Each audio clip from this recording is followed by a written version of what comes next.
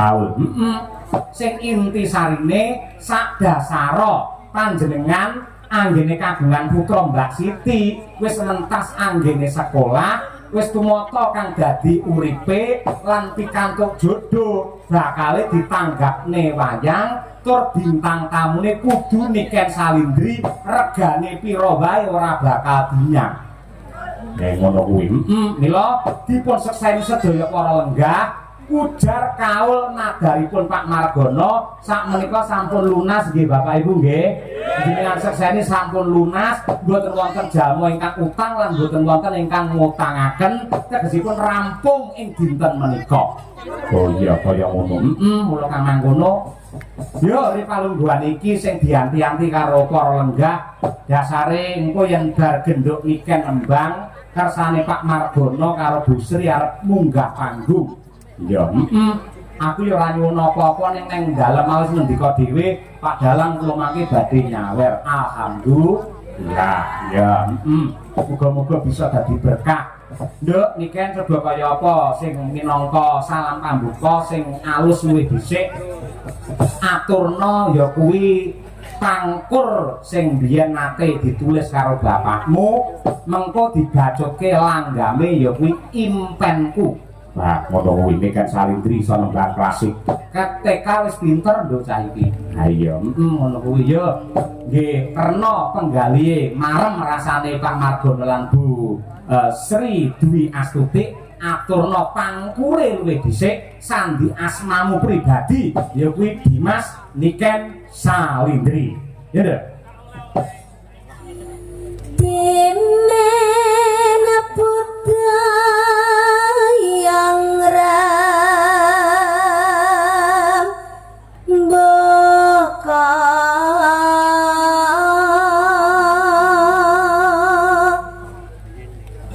masih nangling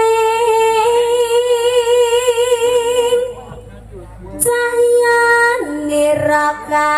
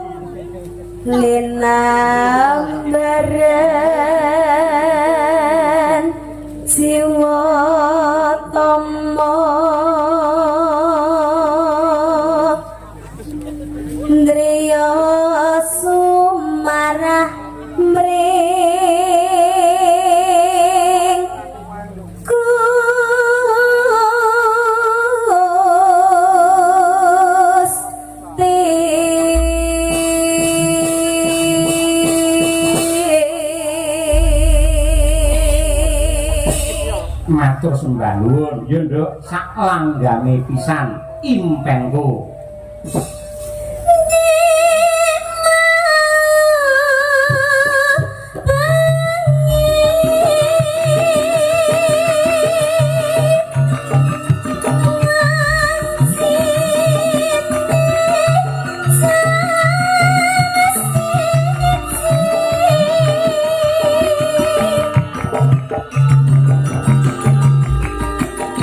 Kata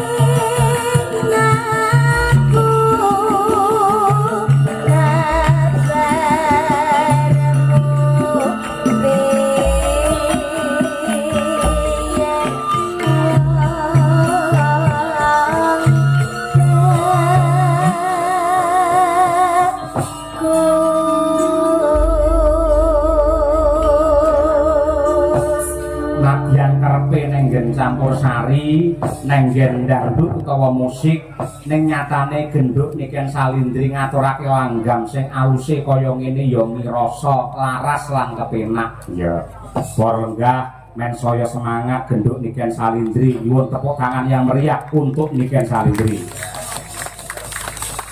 saiki